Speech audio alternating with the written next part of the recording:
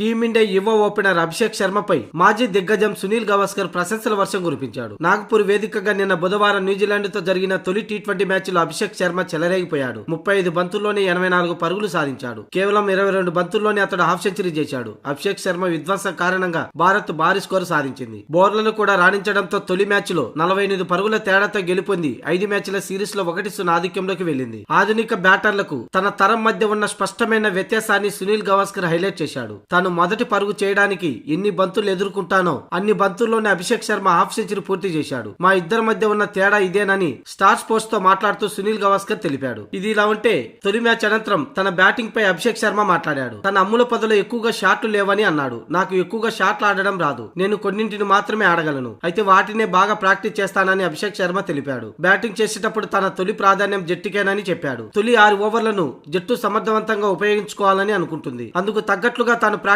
చేస్తుంటానని చెప్పుకొచ్చాడు. అన్ని జట్ల ప్రధాన బౌలర్లు మొదటి 3 ఓవర్లను వేస్తుంటారు. వారి ఓవర్లలో పరుగులు సాధిస్తే మ్యాచ్ పై పట్టు సాధించొచ్చని అభిషేక్ శర్మ తెలిపాడు.